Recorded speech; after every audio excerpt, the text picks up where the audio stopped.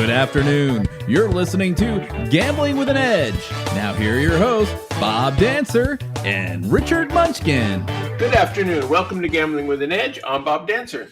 And I'm Richard Munchkin. Today, our guest is Frank B., a sports betting analyst and bettor, and frequently on here for Super Bowl prop situations. And to be sure, that's why he's here today. So, Frank B., welcome back to Gambling with an Edge.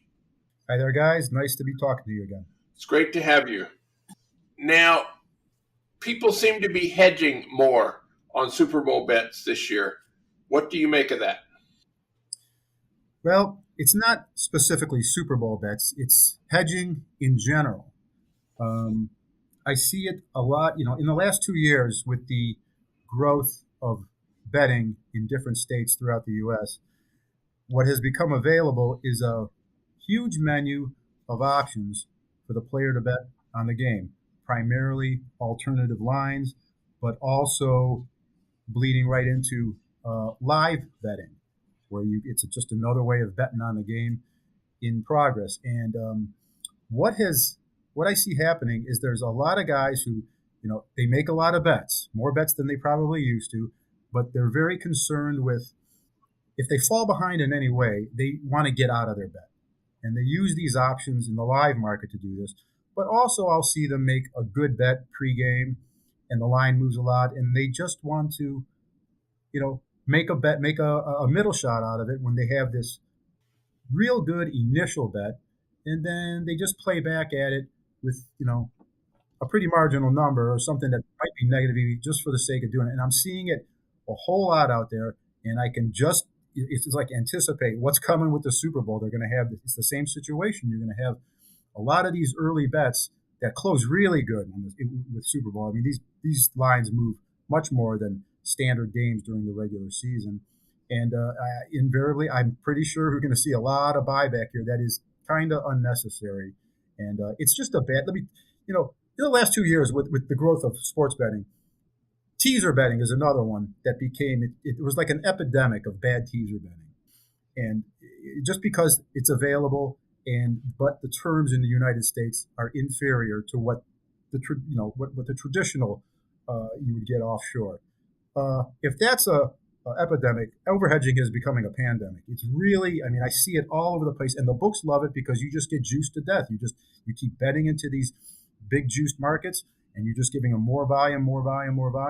And I think it's worth mentioning that, you need to check yourself when it comes to when you want to consider if you're going to hedge something or not. If you got a really good bet, man, you need to roll with it 90-some% of the time. Is this hedging bankroll considerations or psychological considerations, or why do you think people are doing this?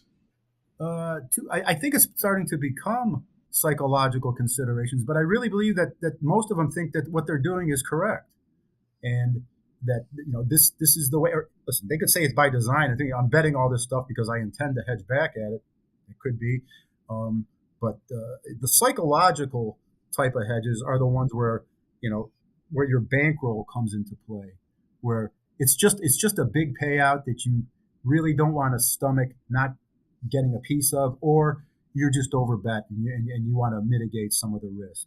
And that's sort of a different type of hedging. The hedging I'm referring to is just doing it for the sake of doing it because I have the opportunity to shoot for some kind of medal, whether it's a good one or not. People just are very risk averse, and now it sounds like some of these guys are actually fairly sharp bettors if they're getting good numbers to start with, but. You used to see this kind of thing when people get free bets and they want to bet, both sides on baccarat just to not take a loss on something that cost them zero, right? I mean, they got a free bet, and they don't want to take any kind of risk at all. So, right, they're not considering just the pure EVs of the two bets considered. They just want a guaranteed win, even if it lowers your EV overall. Yeah. All right. So over and under bets are available at every game. What extra considerations do we have for Super Bowl? Well, I think what you're referring to is I mentioned to you guys that I think players when it comes to the Super Bowl should be aware of the ratio of overs to unders that they have, because a lot of people look at a game, especially when it comes to players, with the mindset of a DFS player. They're looking for, what do I like? Okay, do I like this guy? I really think this guy's going to have a good game. And 90% of their thought process is concentrated on who's going to do well. Leads them to making a lot of over bets with maybe not even considering, well, I never really could come up with a good reason to like this guy. Maybe that's an under bet. That doesn't occur to them nearly as much as, I think this is a good over bet. So you can end up with a list of bets by the time kickoff comes it's just like 80% overs. And, in the long run, that's not a good way to go into every game with, a big list of overs, because listen, every player can't go over, every guy can't get a sack. And this is, and despite, also the history of overs and unders, I mean, unders have almost an inherent edge when it comes to player props, because everything that can go wrong for you when it comes to a player is detrimental to the over. He could get injured mid-game. He could be a running back, and his team falls behind early. Now, not too much incentive to run. They're going to have to pass some more. Other kinds of things, that he's just not being effective and they bench him. There's a lot of things that go wrong. But with your under, all those things work in your favor. There was a time 10 years ago about when there were a lot of games. If you'd have just gone in there and bet every player under on everything, you'd have came out ahead. It was that much of a bias. Now, it's not that much anymore, but there still is a preference to bet players over. And you'll see, you just ask any sharp player that makes money at this. They'll say, oh yeah, most of my bets are still unders. Even though the market has adjusted for this somewhat, it's still the preferred way to be, is to be heavy on unders. So if your portfolio has 80% overs, you need to re-examine. Another thing that I see a lot of that the sports books seem to be pushing are in-game or same-game parlays. Right. And, I think people who are half sharp maybe have heard of this idea that there's some edge to be had because things in the game can correlate. But the books have taken advantage of this. But why are the books pushing it so much now? Have they just put an enormous amount of juice on these things? Right. The obviously, when you make a same game parlay, let's make it simple and say it's a two thing, a 2-leg parlay, and you got quarterback passing TDs, or let's make it simple: quarterback passing yardage. You want to bet him over, and you parlay it to his favorite receiver over on yardage. Now they're not going to give you, and say they're minus 110 each. They're not going to pay you plus 264 on that. It's going to be much less. They are accounting for the correlation within the program that calculates the odds. And I'm sure they think that they're shorting you even more. And the more you add to the parlay, the more the program recalculates, accounting for the correlation. And before you know it, you really are deep in double-digit negative expectation territory on your parlay. Now, there are some clever guys out there who have figured out what the algorithm considers correlated and what it considers not, and what it considers negative correlation. And it's hard work, but they have figured out some angles to take advantage of this programming within the algorithm. The same game, it's kind of like second level stuff. Is this correlated or not? Well, it doesn't seem like it, but actually it is. And is it negatively correlated or not? Well, it might appear intuitively that is, but it's actually positively correlated. Listen, that's a very complicated matter, and it takes a lot of tedious checking of what the book is going to pay on the combination, because you don't know what the book's going to pay on the combination till you actually punch it in. So to kind of work backwards on this, starting with, okay, they're going to pay me for this. What should it pay? What do I think the correlation is? It's a big endeavor, but some guys are up to it. But now you also mentioned that some books are calculating parlays in strange ways, which screws the player. Can you talk about that? Oh, you mean standard parlays? Yeah. Oh, okay. Yeah, I sent you a snapshot of that one bet that my friend made. It was over at, I don't mind saying it's over at the Westgate, and it's not unique to them. He laid $1.20 and $1.10 on an event, major football sides, and when he came back, he bet 10,000, and it should have paid. He didn't check what it should have paid. He just trusted that they were doing it right because it's not two 110s, and it should have paid 25,000. It paid, I guess, 24. I forget 563. So he got shorted $437. He didn't notice it at first, but he punched it in and he goes, "Wow, man, this doesn't seem right." So he asked them over at Westgate, and the explanation is one I have heard before, is that they take. Now, the easiest way to do this is just to do a direct calculation. That's the easiest way, and that's the way a lot of these books in other states they do it, because they don't have their system is just set up to do direct calculation because they don't have as many flat 110s as they do in Nevada, because a lot of them charge more than a 20-cent straddle. Like DraftKings for a while was starting with a 21-cent straddle. How do you have a fixed payout chart on two teamers if everything's some different numbers? So the explanation was that they somehow begin the payout process, the payout calculation, using the fixed odds of plus 260 for a two-teamer. Then they account for the fact that you laid 10 cents more on one of the legs. The end result is you get paid less than the direct calculation would pay you. So it works in their favor. Now, are there instances where it may work in the player's favor? I guess there's one that we could think of, on a three-teamer, if that's the way to do it. Because a three-teamer, the fixed payout is actually a little bit of an edge for the player. It works out to something about like you're laying 109 instead of 110. So if they were to do a direct calculation or use this method of starting with the fixed payout, I guess that would benefit you. But in every other instance, it's going to screw you. And it's going to screw you real bad when you get into like four-teamers and stuff, because those are terrible fixed odds. So it's just something to, like a word of warning. When you're betting a parlay, even if you think that it's pretty cut and dry how it's going to be calculated, check it. Have your little parlay calculator, pull it up and punch it in and see if it matches your ticket. Is the unabated parlay calculator as good as any? Yeah, most parlay calculators online, they operate the same way.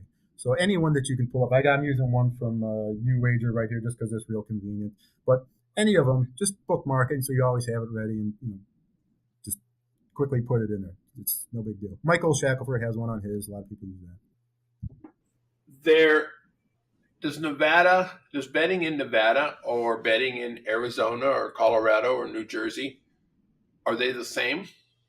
Well, no, they're not the same. And in the context of Super Bowl betting, it really has changed things.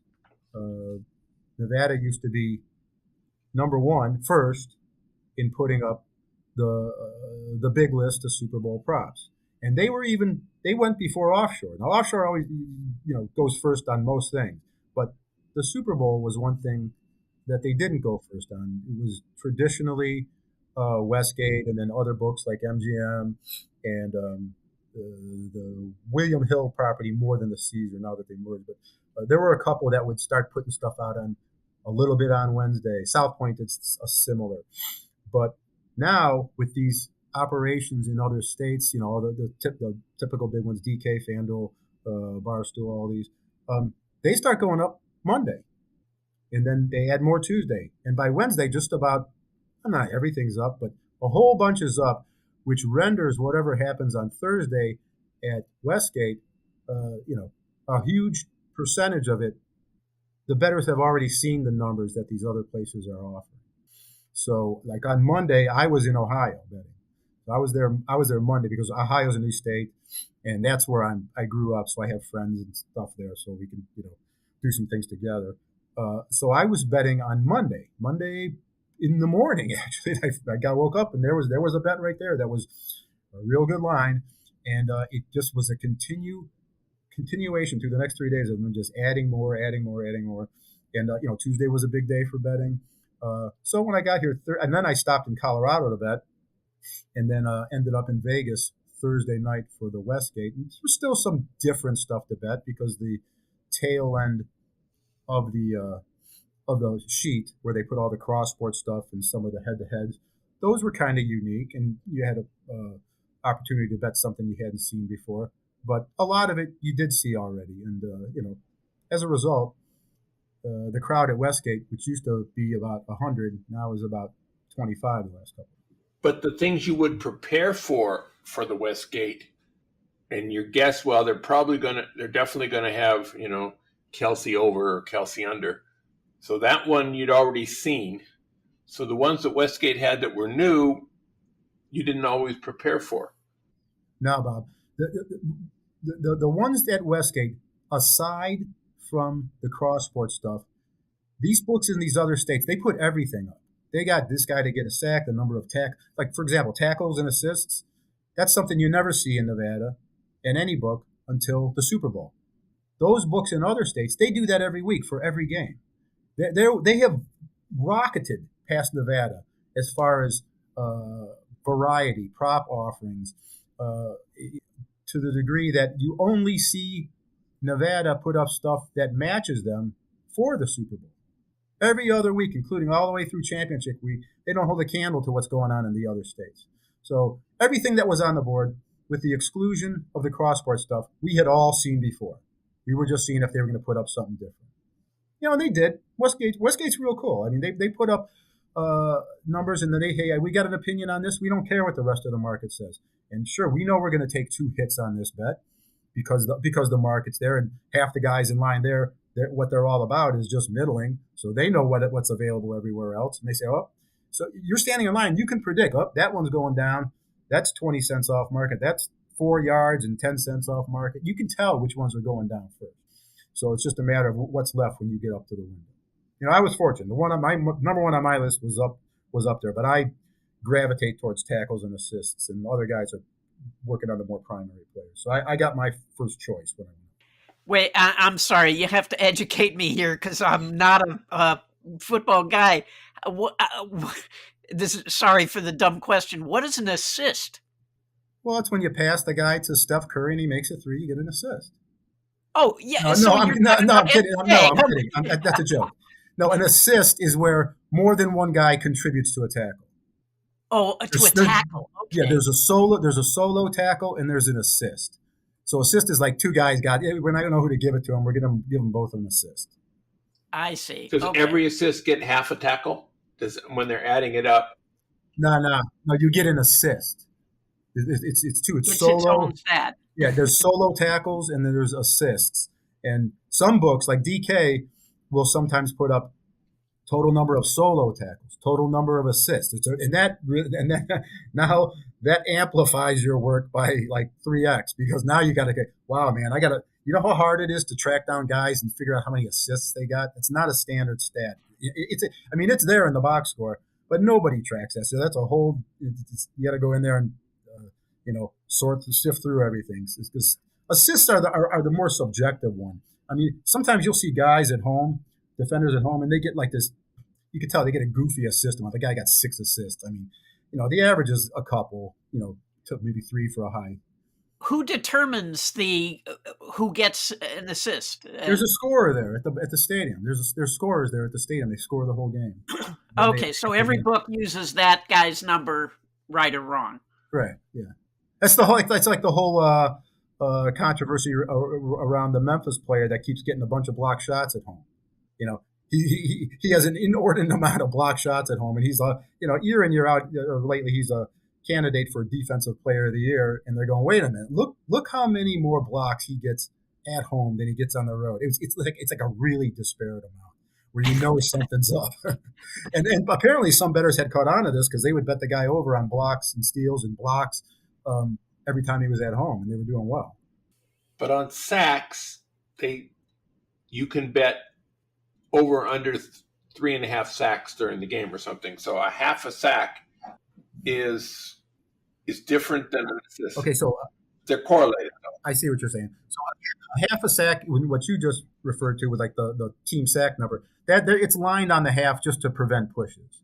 It's not going. There's not going to be 3.5 sacks. A team will never get a half a sack. A player gets a half a sack. So when it's the same thing as an assist. He was in there with another guy, and they got the quarterback at the same time. They each get half a sack. So in the box score, it could show up as a half. He gets another sack. He gets 1.5 sack. And it comes into play when you're examining the sack props because they can be lined any of, I guess, like 4 different ways. You could have, yes, there will be a sack. You could have over a half a sack, which means if the guy lands on a half, that's a push. You could have over a quarter of a sack, which means they're accounting for that half sack. And if the guy gets a half a sack, that's a winner. And you can have over 3/4 of a sack, which means they want to jump over the half. And it's in essence the same as will he get a sack? But when they have 3 guys in on the sack, do they all get half a sack, or how does that? Because that happens. I guess it happens. You have Bob, to I one don't know the of answer this. to that. I don't know if 3 of them get a half a sack. I'm thinking they pick the 2 guys who appear to be doing the most damage. I don't know the answer to that. Okay. We're taping this on the Tuesday before Super Bowl. It's going to be posted Thursday before Super Bowl. So the bets that are still going to be available if our listeners listen to it on Thursday or Friday, are likely the lines change over the weekend as the square bettors come to Las Vegas. Please, Bob. Recreational bettors is the preferred number. So the recreational squares come to Las Vegas on the weekends. So that has to present opportunities for our listeners who are all sharp bettors. So what kind of opportunities should we look for? And is it different betting Saturday morning or Saturday night? Well, yes, it's true, as it always has been, that when the public gets a hold of things, they have that mindset we talked about earlier with the over-under ratio, that they want to, they're going to be looking to bet a lot of overs, and they came here to bet, they're going to bet them. And the lines, the books take a lot of money in on these overs. I don't think they move them as aggressively as they would if one of the sharper guys bet an under for the same amount. They realize what's going on. They're willing to take a certain amount of exposure on the over, and it does create value for people betting under. Now, you said Saturday morning, Saturday night. I would think we're talking about Saturday night and even definitely Sunday morning. There's a lot of people, they never consider that the lines are going to be out the door on Sunday morning, or the kiosks are going to be 10 deep at the kiosk, and they just wait until Sunday morning. And so a lot of action comes in on Sunday. And I know a number of guys that they get a lot of their action in, a big percentage, in on Sunday. So I wouldn't jump the gun and like Saturday morning wake up and say, oh, look at this one's moved this much. I think it's time to bet the under. You need to wait some more. But there'll be a lot of value betting unders, in town on late Saturday, all day Sunday. Do the lines at the kiosk, or do the odds at the kiosk physically at the casino, and the lines on the online app, which you can bet in your underwear while at home? Everybody's concerned with betting in their underwear. I don't know why. Are they the same, or are they changed differently? No, they're the same. You're going to be, it's all one big system. So, you could bet on the app. I mean, and they try to convince you to put some money in the app and bet that way. It's more convenient. So that's, it's not going to differ over the counter at the kiosk or on the app. But you know what will differ? This is a pet peeve of mine that I mentioned to you guys. You won't be able to bet the same thing at the desktop because it doesn't exist in Nevada. It's traveling from state to state over the last couple of years. You go to these places, and they, it's actually a pleasure because you have the comparison of having to bet on the app, like you're staring at that little phone and pecking away at it and flipping through it. I got to open another app. You go to these others. I just came from Ohio, Colorado. You just line them up on your laptop. The sites work wonderfully. They time out every 10, 15 minutes or so, but it's all, you just log back in. You got all these different, you have a full picture, a snapshot of everything that's going on. Let's check out the receivers. The app is torture. If after you've had that experience of being able to bet that way, then you come to Nevada and you got to deal with these little apps. It really, I don't know what the problem is, why we can't get it going here. I've asked this question and nobody has a legitimate answer. I even called gaming, and the guy goes, "Well, I'm not the guy to talk to, but I'll forward the question and see if somebody can get back to you." I can't get an answer to it. Now, if it's a regulation issue, okay, gaming needs to get it together and understand that we're falling behind. We're falling further and further behind every year in Nevada versus the rest of the country when it comes to this. But if it's okay with gaming regulations to do this, then it's a real problem, because the books are saying, well, we don't want to make this available to Nevada bettors because, I don't know, I mean, they tend to view people from Nevada as being sharper than the average American bettor. I mean, you've shown up at a casino with a Nevada license and, oh, you're from Las Vegas.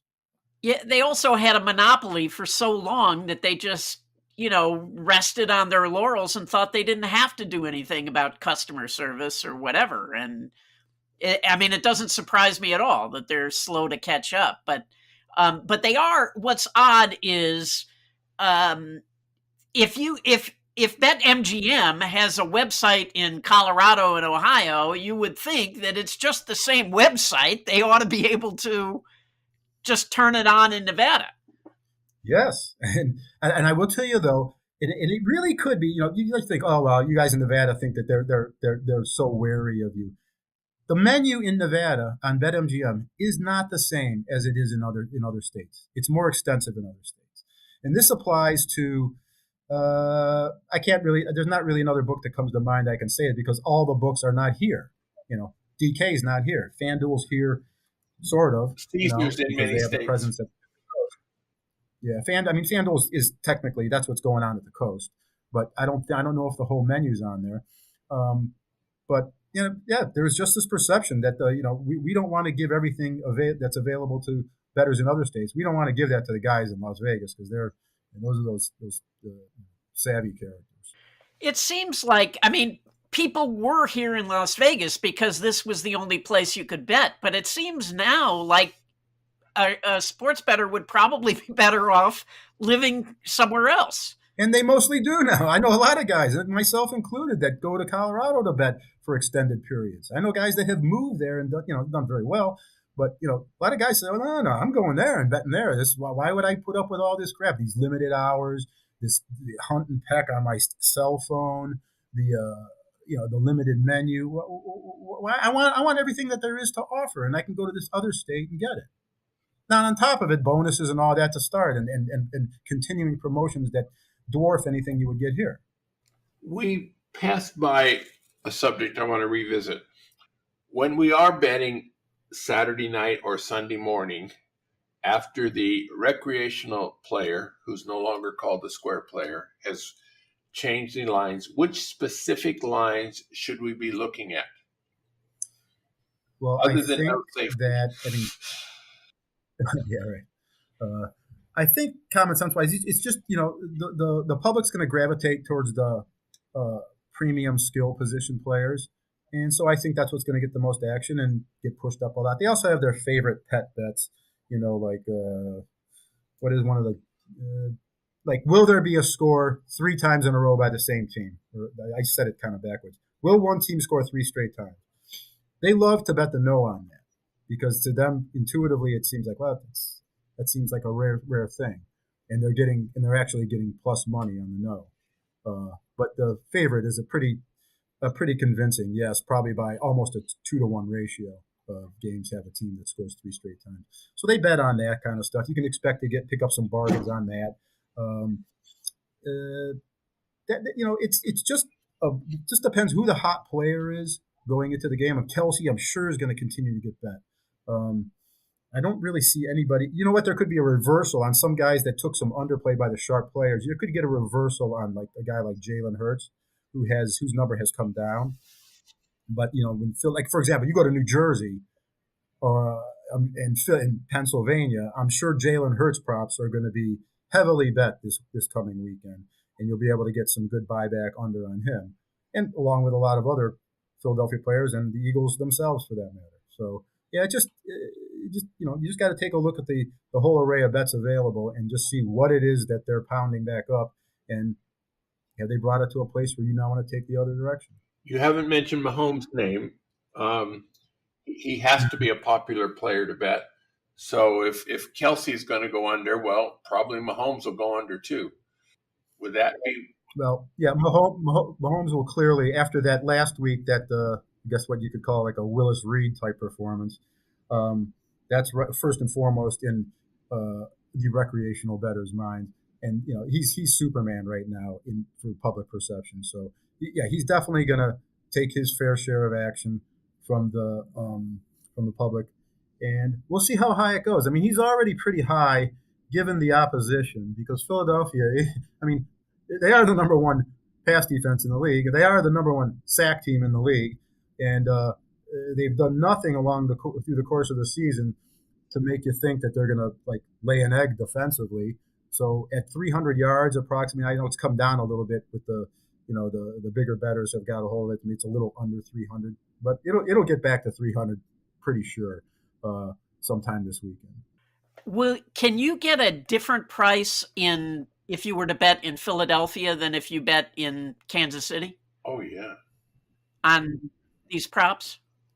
It depends. It depends how regional that book is. Like, how much of their action comes. Like, for example, the one that apparently gets the most Philadelphia action and is not available everywhere is the Borgata.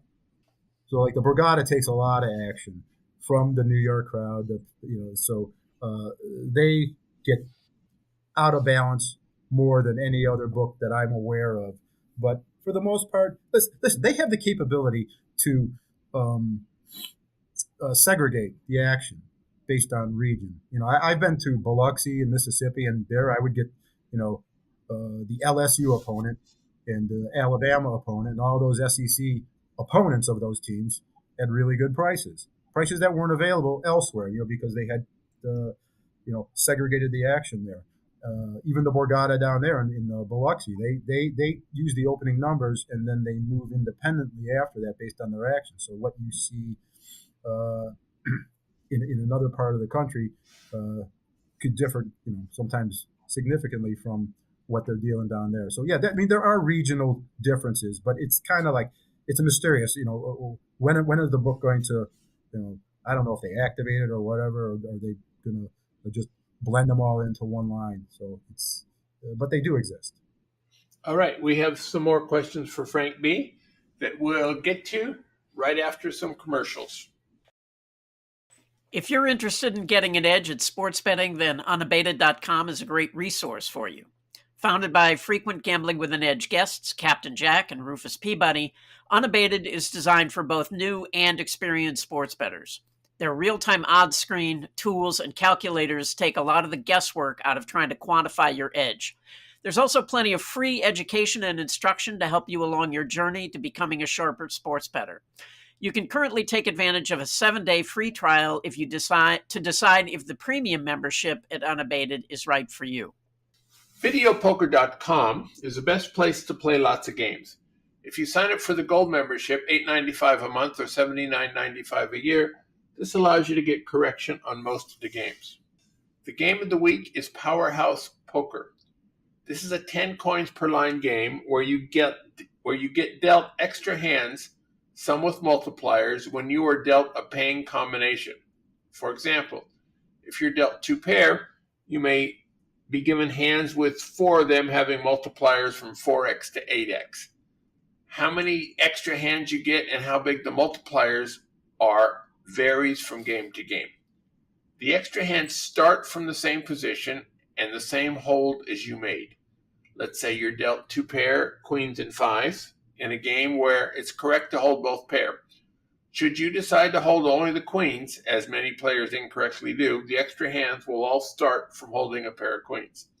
The game always returns more than the 5-coin version of the same pay schedule, and there are no strategic variations necessary in order to play the game accurately. Tales from the Felt is a new card counting and advantage play coffee table book that takes you inside the grind. 21 stories told by 21 APs. Adventure, intrigue, and the loneliness on the path to beating casinos for millions.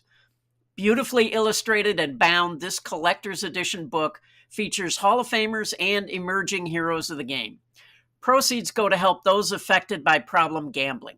Learn more at store.blackjackapprenticeship.com or find a link in the show notes. All right, we're back to Frank B. talking about Super Bowl bets. One of the interesting things about Super Bowl bets is you have cross-sport bets, where something in the football game is correlated somehow to something happening in a basketball game or something else. So are there any good values there, Frank? There's certainly value within the cross-sport bets, but, this year and at the time of this recording, there's really only 2 places that have them up, and they're different selections on each. One is Westgate, and the other is William Hill. And what they offer is an alternative way to get at or against a player playing in the Super Bowl by using a second opponent that they're going to pit him against. And so, for example, if you really wanted to bet Travis Kelce receiving yards over, and you missed the boat, and now it's moved 5 yards, and it's an extra 10 cents to bet it on top of it, and you may be able to use a cross-sport to find a better price for you to bet on Kelce or to bet against him by analyzing the other end of that bet, which can be anything from how many the score in a round of golf, the number of points and assists by an NBA player. The funny one I was tracking last night was the bean pot total, and it's like, for example, the bean pot total. You guys know what the bean pot is? No. Yeah, I didn't think so. Bean pot. Most guys don't worry about it. Bean pot is an event that takes place in Boston on a Monday, where the prominent college hockey teams compete in a four team round robin. They played 2 games head to head, and then I think the winner plays tonight. So one of the props is total goals in the bean pot versus Boston Scott rush yards, with Boston Scott being a half. It's very clever to use a guy with the first name Boston for a Boston-based tournament. Yeah, but what's not so clever is they must have programmed it wrong and thought it was next Monday, because they left it up during both 2 games that were played last night. And as we sit here and talk on a Tuesday, it's still up. You can still bet on this, and the outcome of one of the. I'm right there, Beanpot. And okay, it's not really that big a deal in this instance, because he came very close. I mean, they came close enough to the estimate number of goals to be. It's like, all right, it's almost like, all right, now they had 11 goals in the 2 games. So it's like getting Boston Scott at a really good price, a price you can't get in the market, but it's only off by 2.5 yards or so. And so you would just bet Beanpot if you wanted to fade Boston Scott and bet Boston Scott under. You pick up a couple extra yards.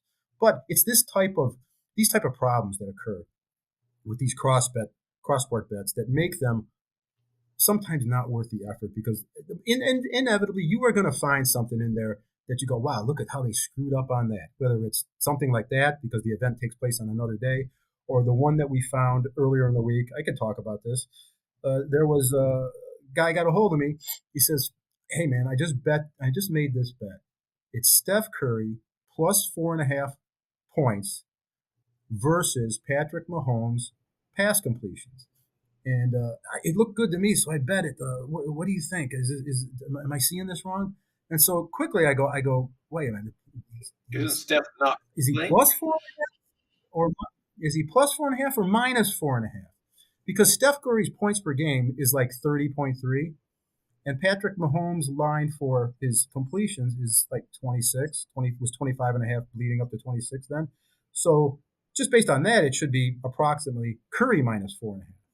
And I go, can you check it to make sure that that's the wording? Because it also, I speculated, it could be he read it wrong, and the bet really meant longest completion, which would have put it in the ballpark of being approximately right. It'd be a little shy, but he goes, no. And then I looked it up, and sure enough, there it was. I go, But now, if you were to bet that in Nevada, don't you run the risk of being free rolled, where if you win the bet, they're just going to say, oh, it was a bad line and we're not paying? well, it was in Nevada. It was in Nevada.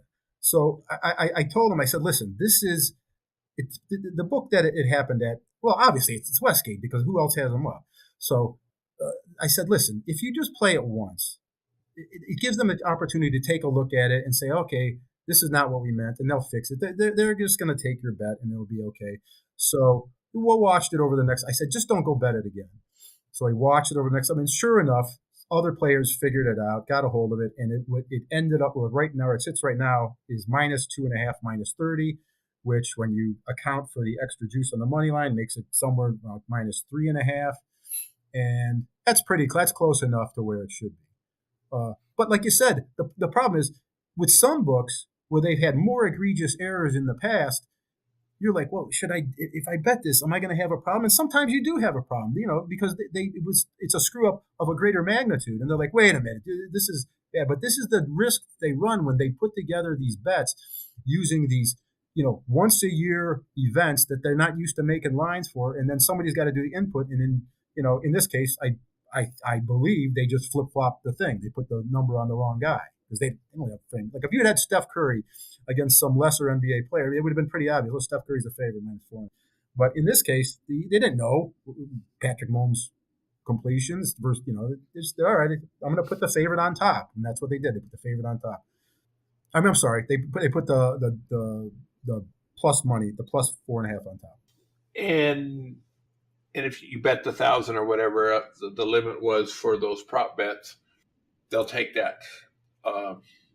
They'll take that one. Yeah, I mean, and it gives them a chance to look at it and say and catch their mistake. Now, I've had instances at Westgate where I see something and I go, you know what? I'm going to let them know about it because I don't want them to get pissed off at me. I would ask somebody, I say, man, that don't look right. Is that what you mean?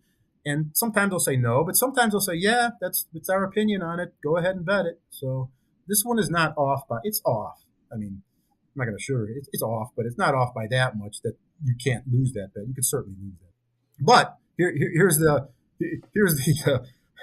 the karma aspect of the story. Steph Curry the next night came down bad on his leg, and now he's out 3 weeks. He's not going to play in that game anyway. This is going to be a cancer. So it's much ado about nothing. So, but it is. It just illustrates the issue that some of these cross-sport things have. Sometimes it can be more trouble than it's worth. All right, we have a little bit of time left, and let's get away from something that has nothing to do with the Super Bowl. It has to do with slot machines.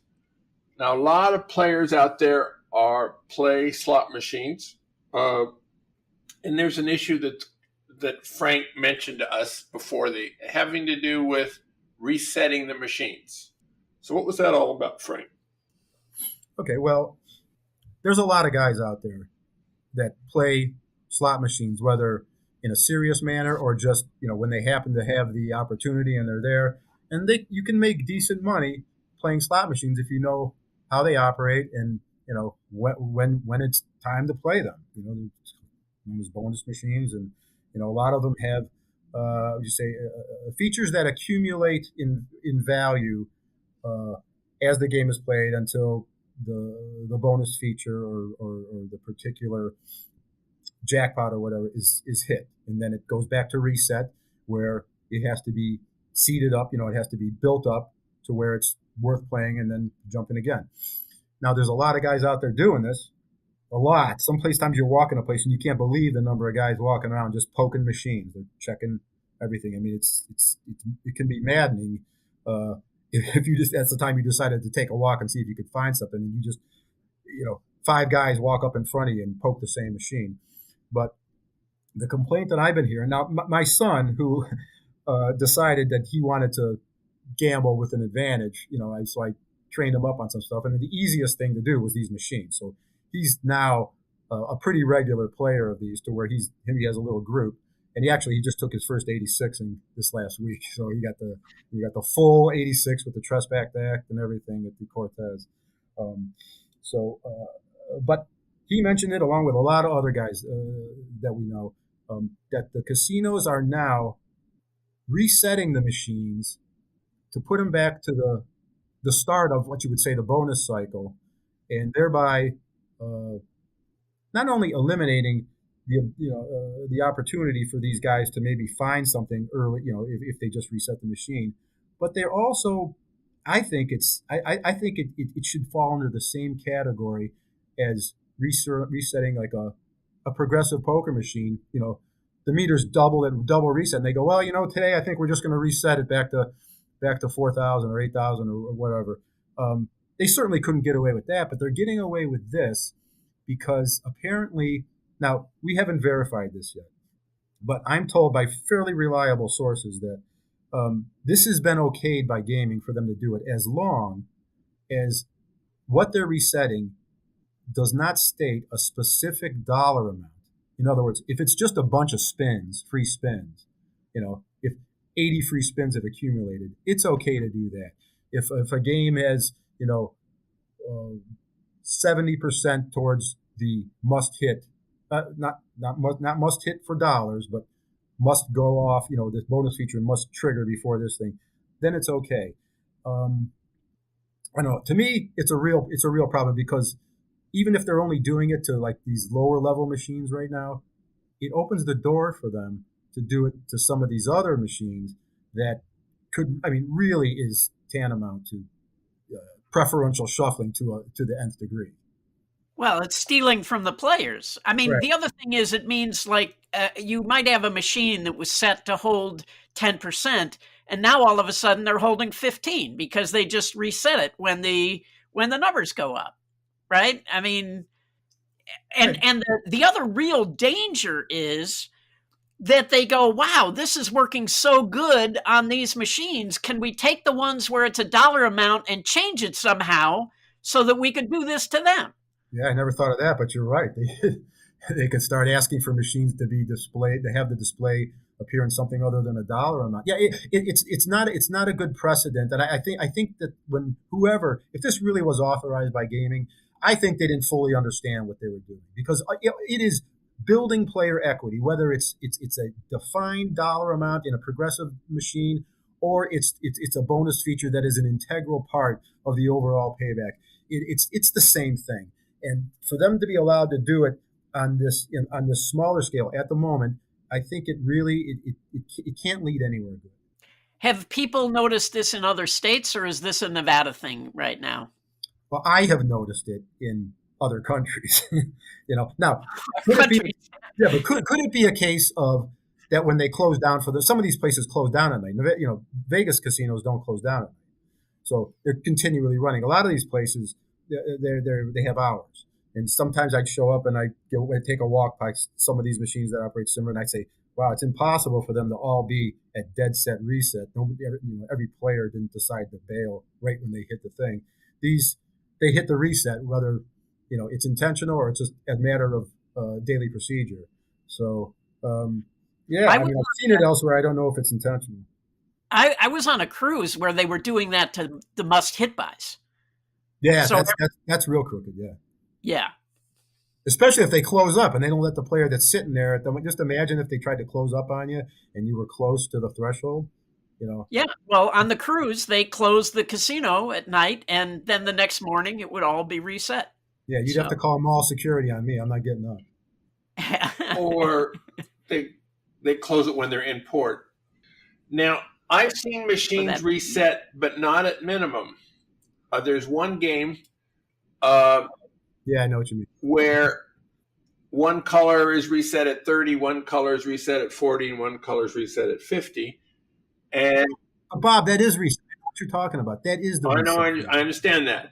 But 4 different games on the same machine denomination had numbers of 37 for one, 46 for the other, and 85 for the third. They all had that exact combination, which cannot happen. Bob, I know what you're talking about. I know which machine you're talking about, and that machine operates differently than the standard ones. I know. Did it look a little different than the standard ones? I don't. I know what you're talking about. A Regal Riches that yeah, or it has the Prosperity Pro. But yeah, there is a version of that operates a little different.